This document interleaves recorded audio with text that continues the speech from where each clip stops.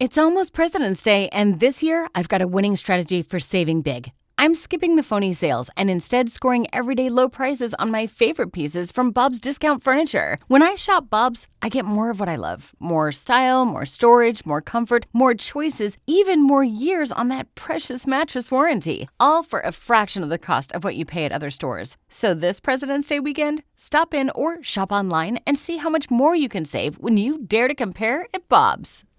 Well, the holidays have come and gone once again, but if you've forgotten to get that special someone in your life a gift, well, Mint Mobile is extending their holiday offer of half off unlimited wireless. So here's the idea. You get it now, you call it an early present for next year. What do you have to lose? Give it a try at mintmobile.com/switch. Limited time 50% off regular price for new customers. Upfront payment required. $45 for 3 months, $90 for 6 months, or $180 for 12-month plan. Taxes and fees extra. Speeds may slow after 50 gigabytes per month when network is busy. See terms.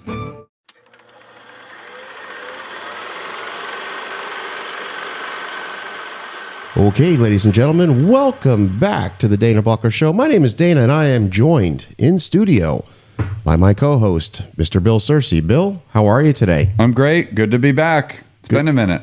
It has been almost 2 months, and we definitely need to explain where we've been. Yeah, sure. We have dedicated listeners of the Dana Buckler Show. I know. Sorry about that. We're 13 years into this experiment, that is podcasting. Before we get into where we've been, we need to address the blue in the room. Okay? Now, as you can see on video right here, we've got a little avatar, Fire and Ash. We got the bad lady who's amazing in the movie. Ooh. We got her as our background. You probably think, oh, this must be an Avatar-themed restaurant, but no, Avatar-themed podcast. You can't even get your head outside of the restaurant right now. So, but we have this amazing new sign, which is right here. Right there. Take a look at that. It's okay. So cool. It's amazing. Love it. She did I want one. So Jess this was a Christmas present from Jess, and she absolutely, I don't even know what to say. I was blown away. Very thoughtful, very creative, nails it. I totally want to steal it with my name. So we have a third camera, which will be a master camera that you'll be able to see. So it'll be in the middle. It'll be in the middle. So you can see both of us, and the sign, and your sign. It's exciting. It is. It's exciting. Cool. Great job, by the way. It's awesome. Jess did this. I got to give her all the credit in the world for it. Now, if you're just listening on audio, we're going to describe it is the logo for the show in neon. It looks amazing. Yeah, it's got kind of the camera lights action. Yeah. It's kind of going on a spotlight. Looks great. It really looks cool. Great. So, Bill, where have we been? Hey. Where have we been? Well, I mean... the holidays. We're just the holidays, right? To be fair, the holidays always monopolize a lot of our time. Super busy. I would like to say thank you to everyone that supported our New Year's Eve gala. If you live in the Ocala area, we had right around 70. More people went out of town for New Year's Eve than I ever imagined, because I figured I'd have at least 100 people. But we had a great room. Thank you to CCO and Dana's staff. Oh, wait. Yeah. Dana's staff. Dana's staff, yes. What do you mean Dana's staff? A lot has changed. I keep forgetting. A lot has changed, yes, yeah. Dana's staff at CCO. CCO stands for the Country Club of Ocala. We hosted a fundraiser for the Riley Arts Center and ended up adding $5,000 to my annual give to Natalie and the team at Riley Arts Center, and we got up to $20,000. But New Year's Eve, we were at CCO, and Dana, you were there as well. I was there. My official title is the Food and Beverage Director for the Country Club of Ocala. It's very exciting. After 8 years at my previous restaurant, Ivy on the Square, which 8 great years there. I was the general manager of that particular establishment. Real balancing act, managing a restaurant, trying to do a podcast, the whole nine. But actually, it was you that really brought the to my attention that there was a position opening up at the Country Club of Ocala. Just a lot of good changes, and when you make all of those moves and a lot of resources being thrown at the club, you needed a leader there, and you were the right leader, and I'm glad it worked out. We're lucky to have you. I've been there for a month so far, and it's amazing. It's a different type of work than I'm accustomed to. But it's one of those unique situations where every challenge that is being presented to me there's a solution. And I identify the solutions. I identify the challenges. Like, hey, here's what we need to fix here. Here's what we need to tighten up. And I'm getting all the resources I need to make that happen. And I couldn't be happier. The key is just being you. Like, I knew that. Just be Dana, and everything else will get fixed because of what you are is perfect for. I appreciate that you job. saying that. I really do. So but to be fair, it's taken up a lot of my time, and that's to be expected. It's a big role. Once you get everything in place and put your whole plan into motion, then it'll probably be a little bit easier, not easier, but smoother than just a restaurant, because there's a lot of people in place. There's a lot of moving parts. Tons of moving parts. So for those who don't know what a food and beverage director does at a country club, I want you to think of it's more than just a restaurant. There's a restaurant, there's a bar, there's a cafe, there is a banquet facility that does weddings for up to 300 people. There's beverage carts that go on the golf course. I am responsible now for all of those. And that intertwines with golf and tennis and all the other social events there. It's not just a restaurant. It's not just a restaurant, but it's been great. We're lucky to have you, and can't wait to see what happens this year. I appreciate that. Yeah. So for you, the listeners, and now you, the viewers, because we're on camera now, thank you. Thank you for sticking by us. I know it's been a couple of months. And you know what's interesting, Bill, is we have other podcast episodes that we've recorded. I just haven't had the time to get in there and edit them. I think we have 2, 3, 4 other episodes we just haven't edited. So I want people to know that, yes, you're hearing this episode first, but over the next few weeks, you're going to get episodes that were recorded in November. Right. You know, but we're going to release them because I can't wait to hear them again. We did episodes on Reality Bites, your end of the year show, the whole 9. So so a lot's changed. Besides all that, we kind of needed to do that catching up. I went to Biloxi with a bunch of the couples. A couple of funny stories with Biloxi. I took Cash to the drive-in movie. We actually have a drive-in movie theater in Ocala. I just went to see a movie with Cash. So we've had some things, since the holidays. That's incredible. January's just flown by. That's incredible. Yeah. Let's talk about Biloxi for a moment. Yeah. Bill, I enjoy a good game of gamble every once in a while. I like to, not recently because this new job been busy. It's 6 days a week. Yep. It's 70 hours a week at this point, which that will settle down. But Jess and I like to take a trip down to Tampa every once in a while, go to the Hard Rock Casino. I've never been to Biloxi. Yes. Biloxi is, of course, a gambling mecca in the South. Tell me about it. Tell me about your trip to Biloxi. So I've got a little bit of history there. I actually almost got a job there once back in the day, which we'll say for another story. But we took 8 couples that all are members at CCO. We all play golf. Some of the wives play golf. It was a golf trip / casino trip / let's just get out of town, and then found a Jason Aldean concert. So we saw Aldean. We gambled. We played golf. Had some amazing dinners. Just a fun time with friends. Some winnings. We had some crazy wins. Mel didn't get to the bedroom or to our room till like 3 a.m. a couple nights because she just kept winning. She was on a heater. She played 3-card poker, Pai Gow, and blackjack. Those are her games, mainly blackjack. Mel's my wife, Melanie's. She's just a poker. I wouldn't call her like Kenny the Rogers gambler, but she knows what she's doing. And for her to be able to hang on a table till 3 a.m. is pretty impressive without losing. She was always up by the time she got to the ring. I've known Mel for many, many years and completely understand. Like, she would be tough if we were playing like a poker night because she is a smart lady and she, I think she would be what we call an aggressive player. And I'm not saying that in any way, shape, or form, other than I think she'd be very strategic on the tables. She enjoys the social environment of just the table equally with the poker. Yeah. She likes talking. Like, she'll sit down and make friends with the dealer immediately. So like Mel loves that whole social thing too, which makes her dangerous at a table. Because, if you're playing poker, she can run her mouth with the best of them too. You'll let your guard down against her. Yep. I like that. Perfect. Yep. She made the final table at a professional event in Ocala like 10 years ago. She made the final table once. So anyway, we had a great time in Biloxi, all TPC members. So Turnpike Cup, as we've mentioned in the past, is a year-long event. And our season actually kicks off in 2 weeks for this season, but it was all TPC peeps. Okay. And anyway, great time. Biloxi was fun. Outstanding. All right.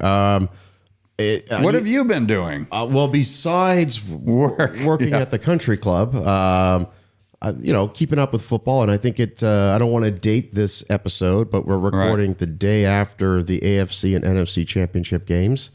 2 weeks from Super Bowl. So that kind of dates things. Friend of the show, filmmaker Phil Giuano, I actually sent him a text last night after the Patriots game. And I said, balance has been restored to the force. It's good to see things back to normal. Oh, Bob Kraft's happy again. Yeah, so the Patriots defied, in my mind, they defied all expectations this year. That team has won 4 games 2 years in a row. Yes. And with a change in leadership. Correct. And philosophy and strategy, boom, right back to the Super Bowl. Absolutely. Impressive. Very impressive. Yeah. So well done, Vrabel. My thing, and I was saying this, a quarter into the season when we started to go on this winning streak, with 3 in a row, 4 in a row, 5 in a row, I said, look, let's make the playoffs. Let's at least go somewhat deep into the playoffs, and that will be a miraculous turnaround. Now we're in the Super Bowl against the Seattle Seahawks, who are the number 1 seed in the NFC for a reason. They are a very, very good team. They're well coached. They got a great running game and good defense. Good quarterback too, Sam Darnold. Very similar situations. So we've got, look, I temper my expectations. In the old days, if Brady was quarterback, I'd say, we've got this in the bag. Right. But, we'll see. We'll see. We'll see. Should be an exciting game. Can't wait. Bill, did you see any movies? You know what? Let's talk about Avatar for a moment. Avatar. I saw that with you. You and I saw that together. We saw that, and Cash. Your son Cash Money came with us. 3D IMAX. IMAX 3D. It was the Monday after the movie had come out. So it was opening weekend. Soon to the release. I really wanted to see it at Epic Theater. Because the seats are nice. Yeah, there's 2 movie theaters in Ocala. One is a Regal, and it's dying. It's just falling apart, but it has an IMAX screen. Facelift. And the other one is the Epic Theaters, which is like, any of your new movie theaters, the plush reclining chairs and, the way the seating is set up. Anyone sitting in front of you, you don't notice. And it's just a great experience. It's so nice. And it's like a regional, it is, yeah. Group. Maybe there's 12 of them. It seems like mainly Florida, but really well done, and it's very nice. The thing is, though, they have their version of IMAX, which is XL screen, that's where I saw one battle after another. And I was very excited to see Avatar on their XL screen, except it wasn't being offered in 3D. And if you've seen one Avatar movie in 3D, you understand why that is the only way to see the movie. Yeah, that's what I was going to say. You have to watch it in 3D IMAX. You have to. I wouldn't even, if 3D was not an option, I wouldn't have even seen it. Would not have even seen it in the theater. Sure. I would have just waited. Right. I would have waited and just watched it on my 75-inch TV at home. I agree. What's the point? You got to see it in 3D. So we saw it in IMAX 3D. And it was awesome. All right, here's some thoughts. Here's some notes. Okay, I don't have any notes in front of me, but here's some thoughts on the movie. He's got nothing. Okay? I have notes. I really enjoyed the movie. I did. It was really long. Came in at like 3 hours and 17 minutes long, okay?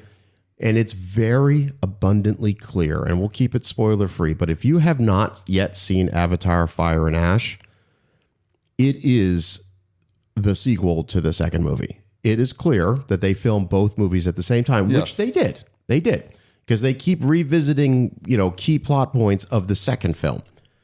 Now, that's not to say anything bad about it. No, but it flows perfectly with the second movie. It is it's just an extension. It's all one big movie. 2 and 3 are one big movie. I think so. But if you like 2, 3 is going to be your jam. It's action and war and fighting. And I thought the first 45 minutes, I was all in. I thought it started to drag a little bit in the second act. Like we knew where we were going. Let's get to it. But then the third act and it's great. And then the Varang, who is the leader of the Ash tribe, the female. Oh yeah, I'm all in on her. She's awesome. She was like what a great character. Much like the Dark Knight. Whenever Heath Ledger's Joker was on screen, the movie was better. Whenever she was on screen, the movie was better. They could have done more for her and less of the dread kid, the teenage kid. They're worried about him breathing and all that. You're talking about Spider. Less Spider. Yeah. Wait, no offense, Spider. Less Spider character, more badass bitch. Varang. Yeah. Varang. Yeah. I was a fan. I am a fan, and not to like harp on Spider, but like we were worrying so much about this annoying character. I was over him. You were over Spider. I'm over Spider. Okay. All right. Sorry. So it's interesting because the movie right now has made about $1.4 billion, which that sounds like a lot. They want more. They expect the expectations double that. The original Avatar, $2.9 billion. Avatar, the second Avatar, I want to say it's about 2.2. Right. This one's coming in. This one's going to come way under those numbers. It's probably going to settle about 1.5, 1.6, which, don't get me wrong, is amazing. So you know who that is? That is true fans. I don't think they're getting up the walk-up crowd. That is true fans, which is still a lot of money. And the majority of that money is worldwide. We're at about 400 million domestic, just to give you some comparison. Yep. The Force Awakens, which came out 10 years ago, made $1 billion domestically. Ooh. So everybody in America went to go see The Force Awakens. Less than half of that number has seen Avatar Fire and Ash in America.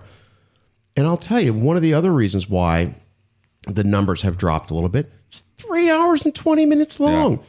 And you know what? Still 25 minutes of preview. It's 4 hours. It's a 4-hour block. And you know what? You just can't get that many showings in a day in a theater. Here's the other take.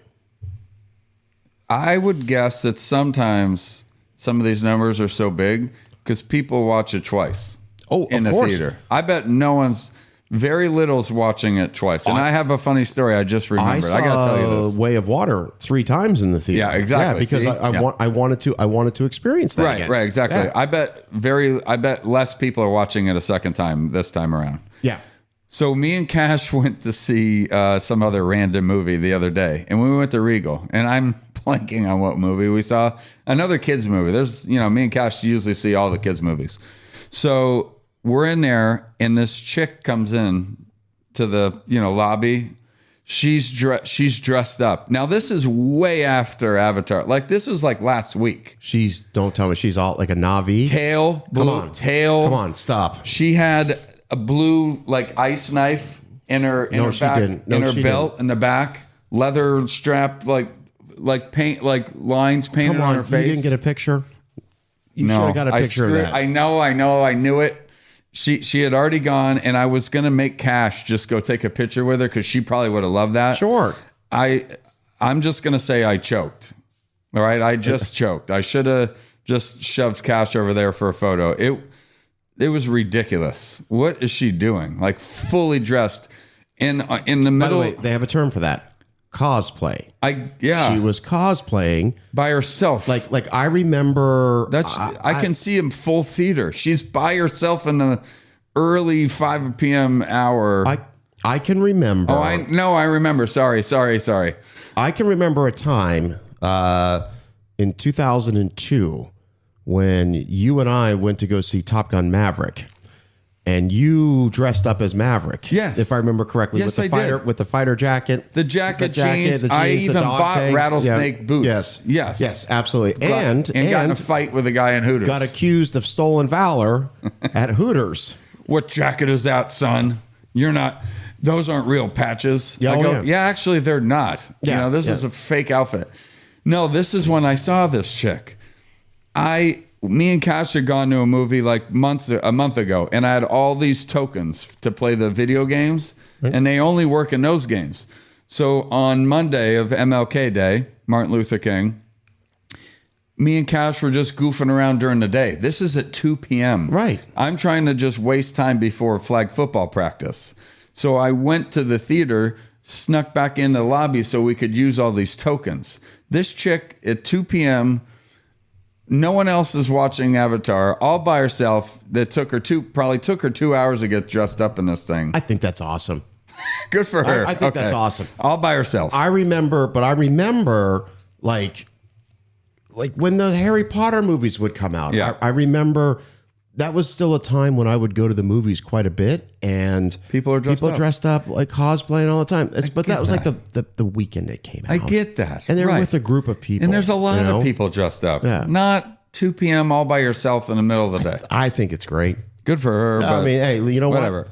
Hey, this is America. Good. Yeah, she's not hurting You're anybody. not hurting anybody. No, she's Do your having thing. a blast. I just wish you would have got a picture of it. I screwed it. I choked. I would It's a have joke. loved to have seen that. So, Bill, Yes, sir. the year is over. It's 2026. We're almost Happy New Year. Yeah, I was gonna Happy say, New Year, we're- everybody. We're into February. We're almost into February, so we can, we can look ahead to what's getting ready to come out. Yes. But Yeah, we still have some old. we got some older review. episodes. Yeah, we got some. But the Academy Award nominations came out, and I'm just going to briefly go through these real quick. And I'm going to put my glasses on for everybody watching here because I am going to be 48 in a couple of months, and I need them. I got my blue lights on. All right. So what we're going to do is you and I are going to briefly go through this list, and we're going to ask the question, have we seen the movie? I'm going to disappoint Keep it everyone. really simple. I'm going to disappoint a lot of people as well. Okay. So let's start with actor in a leading role. The nominees are Timothée Chalamet for Marty Supreme. I haven't seen it. I wanted to see it. I want to see it. Didn't even By the way, if you're watching this for like exclusive Oscar breakdown coverage, This is not the show. This is not the show for you. But we will do that show. Leonardo DiCaprio, One Battle After Another. Hey, great. Yeah, I've love seen it. that movie. I own the movie. I bought it when it came out on Apple. I had to have it. It's I got there the late. I missed second it. best Paul Thomas Anderson film. It's his 10th movie. I'm kind of a fan of all of his movies, but I know it might be blasphemy that I'm putting it above There Will Be Blood. Boogie Nights is still, I think, my favorite Paul Thomas Anderson. This is number 2. Got it. Licorice Pizza is going to be number 3. I love Licorice Pizza. All right. We got Ethan Hawke in Blue Moon. Haven't seen it. No, love Ethan Hawke though.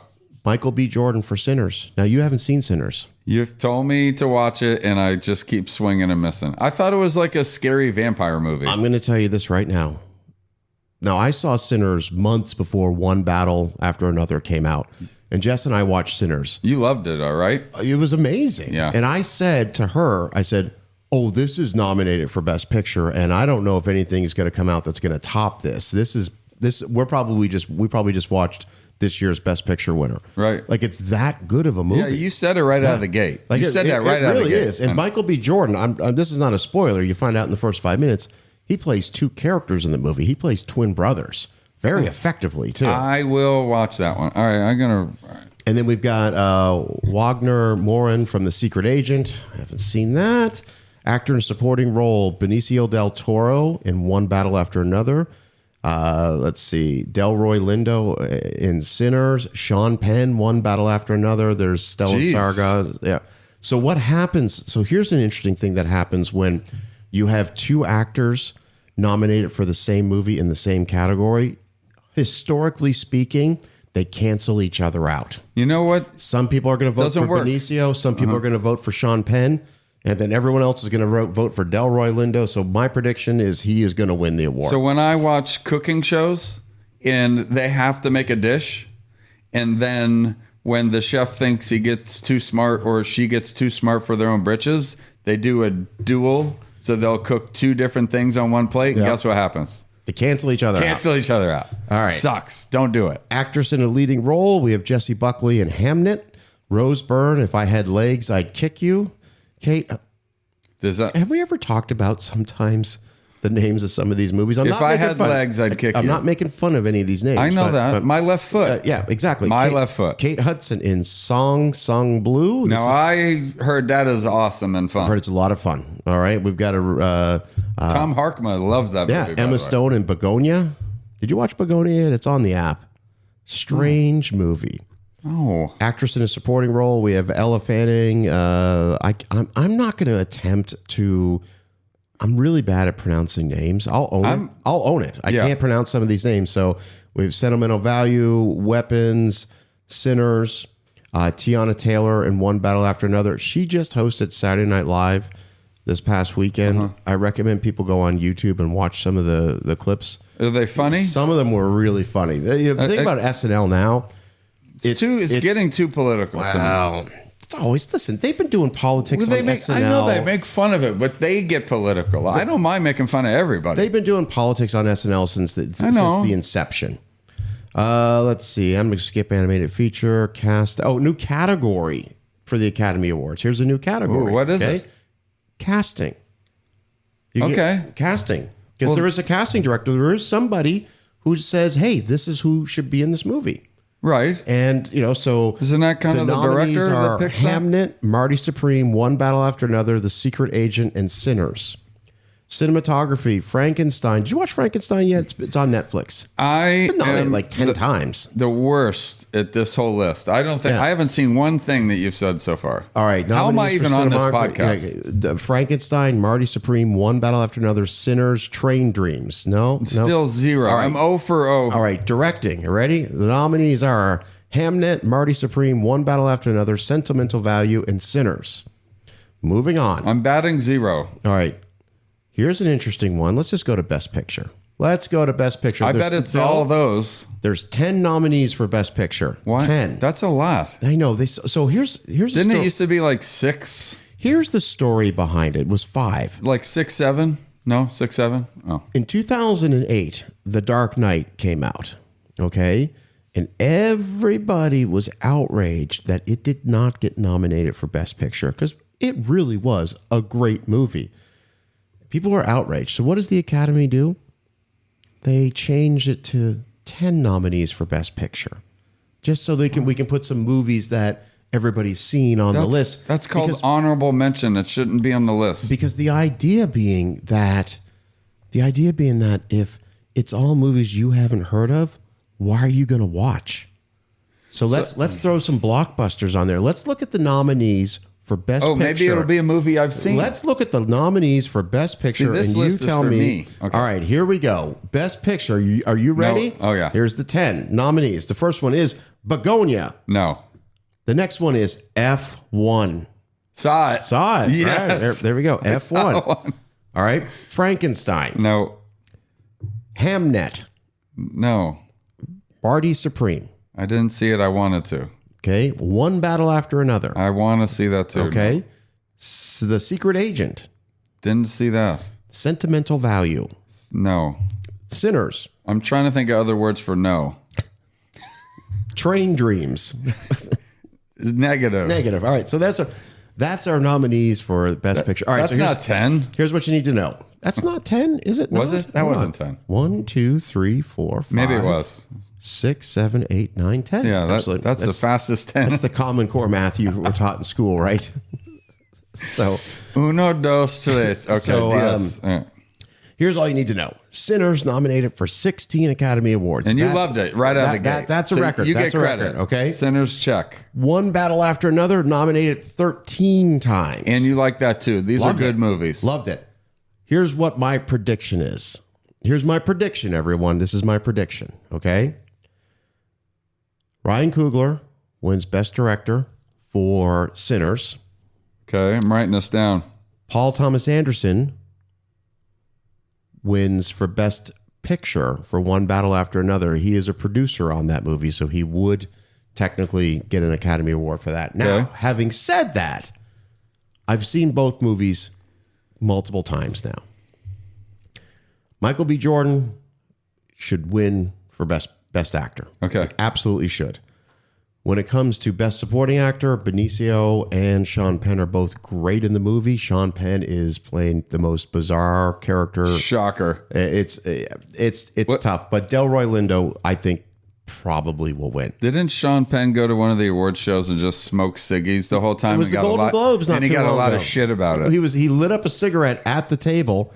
And someone came over and said, Mr. Penn, I'm sorry, there's no smoking inside the auditorium. That's old school. His hair was all fucked up. He's all fucking. He's going old school there. What did he say? He looked like a worn out leather purse. Like Nikki Glaser, who hosted the Golden Globes. She was great. She was great. Bill, are you going to watch the Academy Awards? No, listen. Why not? They shouldn't go up there when they win and then talk about politics. It's just on either way. I don't care if it's the third way. Just talk about the movie and all the work you did and thank everyone. That is not a place to have a stance on something that is political, which is has nothing to do with that. You know, it's interesting. So I don't watch it anymore. It doesn't happen. I don't care. It doesn't happen as much as you think. But when it does happen, it gets all the headlines because it's very rare. You want to know one of the most famous political statements that was made happened in the 1973 Academy Awards. Marlon Brando is up for Best Actor for The Godfather, and he wins, all right? Mm-hmm. But he refuses to attend the Academy Awards and instead sends up, and forgive me if I get the name wrong, I believe her name was Sasha Littlefeather. She was a Native American. She went up there and told the world that Marlon Brando, although he's grateful for the Academy for bestowing this award on him, he can't accept it because of the treatment of Native Americans in America right now. That's a great statement. But people were booing. And apparently, John Wayne had to be restrained because he physically wanted to go after her. He was so outraged by what she did. Okay. So these are things that have actually happened. Now, if you go back to the Golden Globes, I want to say it's 2017, Meryl Streep wins for whatever award. She wins everything she ever does. Yeah. She got up there and made a very strong political statement against Trump. Mm-hmm. Like, how dare he mock a reporter with a disability and blah, blah, blah. And there was sort of a turning point there where people were like tired of celebrities preaching their politics. Right. Like you don't live in the same reality as everybody else. And then if you go to the Golden Globes 2019, 2020, when Ricky Gervais was hosting the awards, he famously got up there and he said, look, you guys are in no position to lecture any of us about politics. You know, the next time you win an award, come up here, thank your manager, thank your agent, thank your God, and fuck off. That's it. Because nobody cares. That's what I'm saying. And since then, the tide has turned. Okay. And it's not happening. Like we watched the Academy Award. I'd never miss them. We watched them, Jess and I. And Jess is like you. She's the same way you are. Well, I used to like watching it. She doesn't want to watch she doesn't care for the politics. Yeah. But even she said that was a really good show. Like one person, there was people that were like, you know, please accept this award on behalf of the Ukrainian people who are suffering. And I mean, yeah, but you know, whatever. But it's definitely less scaled back because you're right. Nobody wants to be lectured by somebody who lives in a world completely different than us. Right. And they don't know. No. They have no idea what they're talking about. But I'm excited to watch the Academy Awards this year. I really am. So I used to watch it. I'd never missed it. I never missed it either. I have never missed it. Maybe I'll be back. Well, I gave up. Maybe I'll come. I'm back. So you got me back. All right. Hey, listen, we're doing good. Have you started watching Southland yet? I watched the first episode when we talked about it originally, and I loved it. It just gets better, though. The problem with me is, well, then I'll just remind myself. I probably have 6 shows all at the same time that I watch, and that's crazy of me. But I have too many shows that I'm going on. I'm going to give you another show to watch. Okay. And you're going to think I'm crazy. you're going to think I'm absolutely insane. You are. All right? Because I'm going to tell you what platform it's on, and you're going to say, Tubi. You've lost your mind. It better be Tubi. It is Tubi. Yes. Okay? But what if I told you this is a really good show? No. This is not Murder on the Cape. Murder on the Cape. No. This is not. I came home from work one night and Jess is watching a show, and it's clearly takes place in Australia. It's an Australian show. I'm down with that. The show is called Fake, and it's about a lady. She's a reporter who goes on a dating app and matches with the perfect guy. It's a true story. Okay. And I was not into it. She was like on to the second episode, and I was not. But it wasn't my thing. I just kept watching it though. It was only 8 episodes long, and by the time we got to episode 8, I was like, I need to know how this story ends. Really? Like there's a scene in the movie where she's desperately trying to get him money. He's going to be closing a deal on this big real estate property, but he's $100,000 short, and you've got to help me. And she's selling her stock portfolio, and she's calling her mom for money, and you're screaming at the TV like, no, he's scamming you. He's scamming you. I don't want to say anything more than that. It was surprisingly good show. It's called Fake. A Tubi classic. So I did a little research. This was a very popular show over in Australia. It's a true story. Okay. And Tubi licensed the show to put it on their platform. Okay. So not all things on Tubi are Murder on the Cape. So I thought you'd appreciate that. I will look it up. You heard it here first. I'll give it a look-see. Absolutely. Southland is excellent. You're right. Yes. And that's better than the one that I had watched, whatever that was. That show, there was a show on, we were watching on our app, and I can't remember if it was on Netflix or whatever. And I said, this is good, but Southland is better. It's like a day in the life of a beat cop, a street cop, but Southland is Southland, but just wait, because you really get to know. Yeah. And all I'm going to tell you, and I would never spoil it, okay, is certain characters in the first season, some of them don't make it. Oh, okay. Okay? I think you've said that before. Some of them don't make it. And well, that happens. When one in particular happens, it comes out of nowhere. Okay. You don't see it coming, and you will audibly go, what the fuck? Yeah.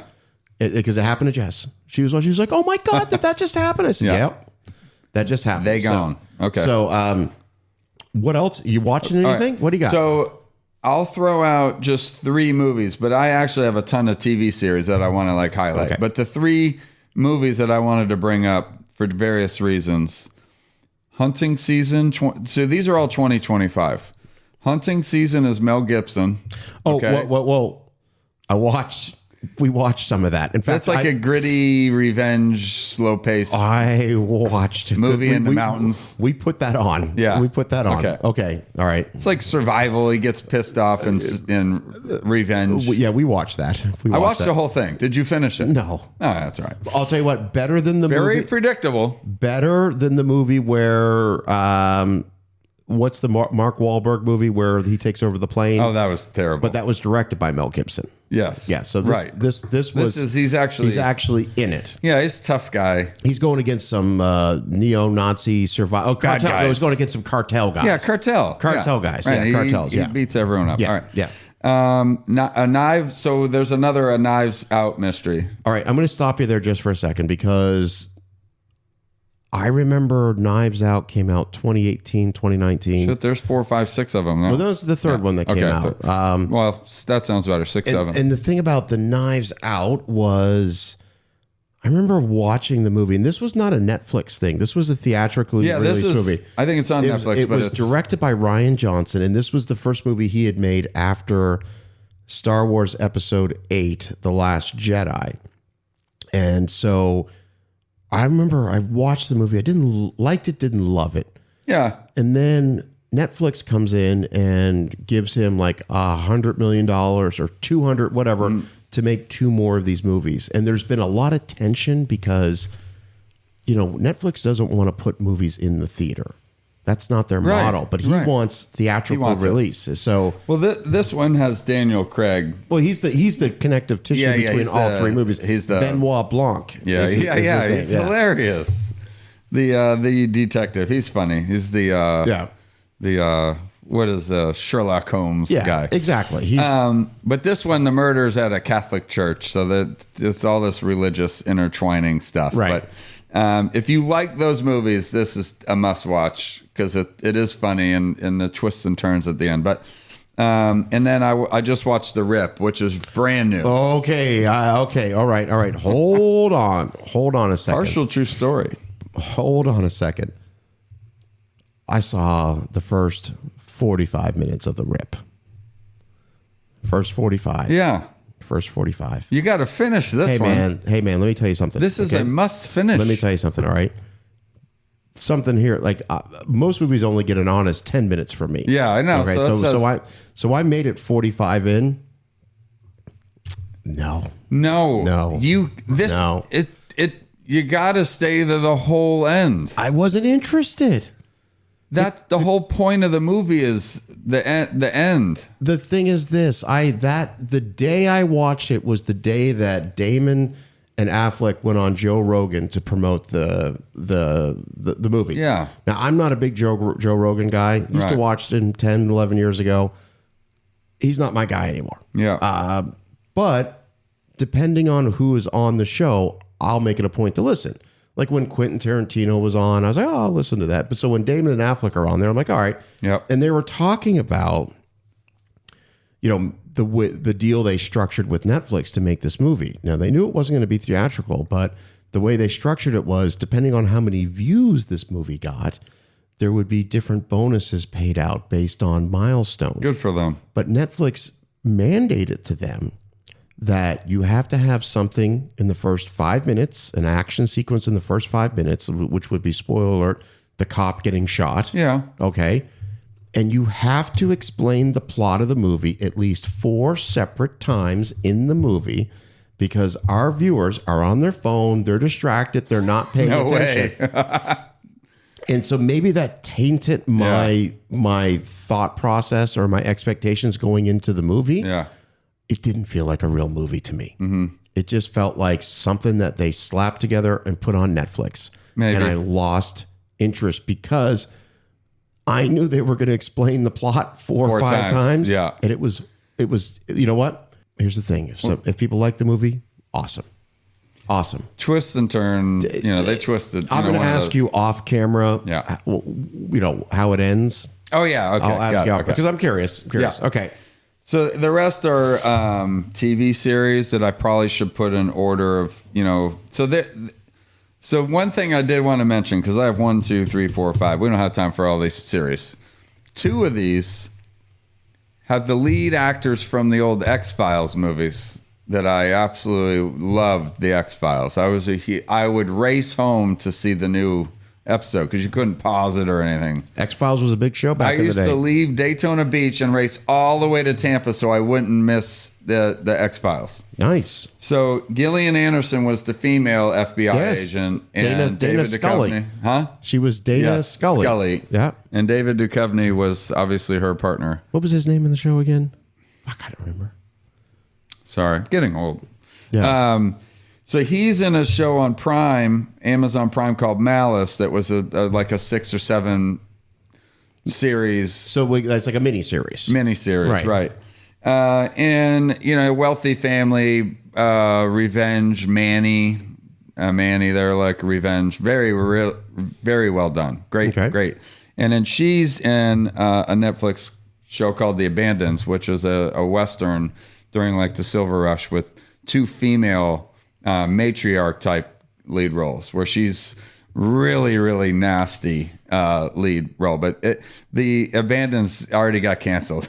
It's already done. Season 2 is not happening. Not happening. So the show I'd really want to talk about is Pluribus.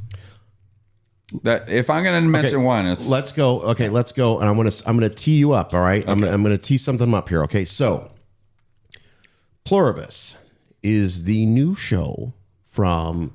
It's Apple. It's the new show from Vince Gilligan. Vince Gilligan, yes. Okay, Vince Gilligan, if the name is not familiar, he created 2 of the greatest television shows of all time, Breaking Bad and Better Call Saul. And I have made the argument that Better Call Saul is even better than Breaking Bad. You've told me that. Okay. I've heard you say that. When you have that kind of success, you can do whatever you want. And that's what he's Apple roped him into a production deal, and you get absolute final cut on your show. No interference, no studio interference. And he gets Rhea Steamhorn, who was the second She's lead in Better Call Saul. Yeah. She's amazing in the show. I have yet to watch this show because I don't know. I'm not against it. Well, it has the nothing. Trailers did not grab me. Well, the show's not going to either. There's a podcast I listen to on a weekly basis, and they bring up the subject of each time a new episode dropped. Okay. And like one of the responses was, if episode 4 doesn't grab me, I'm done. It probably doesn't. It's kind of like White Lotus. You just keep watching it, and you're like, now, having said all of that, how was Pluribus? Because I haven't seen it yet.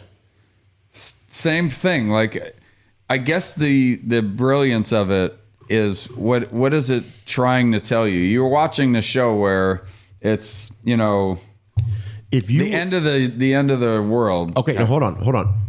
Stop right there because I don't want to spoil anything unless that's established in the first 5 minutes of the movie. If you had to give a 30-second pitch on what this show is about, because I don't even know what the show is about. Okay. Give me a 30-second pitch. So it looks like alien life has taken over Earth. Okay. Through communication channels. And there's 11 to 15 people on Earth that are immune to them taking over. So I'm assuming she's one of them. She is. Okay. She's one of the angriest people on the planet, too. Oh, okay. Love that. But she's a writer. She writes a book. And she's, centered around this whole thing of trying to figure out what's going on. And she, along the episodes, is trying to learn more about this alien planet. Now, here's the thing. They take over all the other humans. They're like AI / kind of like Invasion of the Body Snatchers type thing. Kind of, but they're all in one system. So all of them are working together. Okay. But individually, so she has this one old human that's part of this connection, this system that she's interacting with, but she's interacting with all of them, and they're supposedly friendly. So she's trying to figure out how to make it go back to the old way. It's the premise is what's brilliant. The actual show, you're trying to figure out, is this exciting enough to keep watching? Is there an aha moment in the show where it all comes together? A couple times. I wanted more to happen. I wanted her to figure out more. It just kind of drags. Is season 2 gonna if there is a season 2, I hope there is, because it didn't finish enough for me. Okay. And you're waiting for, so the other 15 people aren't doing shit about it. They're living this lavish lifestyle. Her and there's one other guy in South America that's traveling to her that you're hoping that they combine together to fight what's going on. Okay. All right. But nothing really happened. If I can find the time, it's kind of creepy. I'll watch the first episode. I've heard the first episode is good. That's why I kept watching. Okay. Because it's so interesting of a concept, but the whole show, it's not enough. But the concept's awesome. Okay. All right. Well, Bill. Okay. All right. We're gonna wrap it up. We gotta. I finished this whole thing on Pluribus. That's hilarious. We're gonna do this. So hey, listen. Just a friendly reminder to everyone who's watching and listening right now. This episode was recorded January 9th. No. What's the date today? I don't even know what today is. 23rd, 25th. I'm out. This episode is the 26th. Boy, I don't even know what day of the week it is right now. I've been putting so much time at the country club. I only know it's a Monday, I think. We have some episodes that will come out after this that we've recorded in the past. So we're gonna do some time traveling. We're going back to the future. We're doing some Christopher Nolan shit. Or Quentin Tarantino non-linear storytelling. What do you think of the Odyssey? Okay, let's finish on the Odyssey. Oh, I thought we were going to tease another show. Well, let's finish. Let's just because we're running out of time here. So, what do you want to say about it so we can talk about it more? What's the tease? When we saw Avatar: Fire and Ash, there was a 5 or 6 minute extended trailer for the Odyssey, which had a sequence in which the Trojan horse was being brought up on shore. Matt Damon, who plays Odysseus, is that his name? Odysseus? I don't know. I've never read Homer's Homer? Odyssey. Yeah. Oh, it's not Homer. So here's what I'm going to say. Okay. Christopher Nolan loves to play with time. Watch everything from Tenet to Dunkirk. Interstellar, is that? Interstellar, Inception. Mm-hmm. You know, when he plays this, if he ever decides to do a straightforward narrative like he did with the Batman movies, or like he did with, what's the movie with Robin Williams and Al Pacino that he did? Sea of Love? Insomnia. Yeah. Tell a straightforward narrative. I'm in. My fear for the Odyssey, it's going to make me have to think too much. And I know that sounds crazy, but sometimes I just want to sit back and, like, there's a lot of moving parts in Avatar Fire and Ash. There's a lot going on. Right.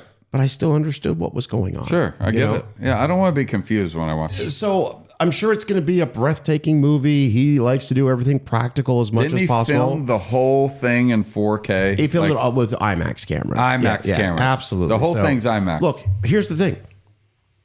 I've never missed a Christopher Nolan movie in the theater, and I'm not about to skip this one. Right. I saw Oppenheimer in the theater. That was 3 hours long, and that had a very, very slow pace. I don't know if you saw Oppenheimer or not. I did, but I think I saw it at home. I saw it in the theater with Jason Waters, and we were both just like, I did a watch check 15 times. Yeah, I was just like, oh my God. Right. So, but I still respected the movie, but man, the pacing on that film was so slow. But hey, there'll be more to talk about when it comes to the Odyssey. So Okay. Bill, thank you, my friend. Thanks for doing this. Hey, we're back. Happy New Year. Happy New Year, everybody. Go Patriots. And that's it. Good luck. Good All luck. right. Good luck. Good luck. Make sure you're following this show on social media. We're on Instagram at the Dana Buckler Show. We're on X at Dana Buckler Show. There's our Facebook group, The Dana Buckler Show. There's a link in this episode's show notes where you can join the group. Emails? Send emails. Emails, the Dana Buckler Show at gmail.com. We're going to be doing a mailbag episode next time around. Okay. We got a lot of emails from a lot of listeners. That's when we're going to pull, because I want to send that hat. I don't think we sent that Absolutely. hat yet. We've got an autographed hat. We're just behind because of the holidays and all that. And new We're catching new up. jobs. New We're jobs. back. We're back. All right, everybody. We will talk soon.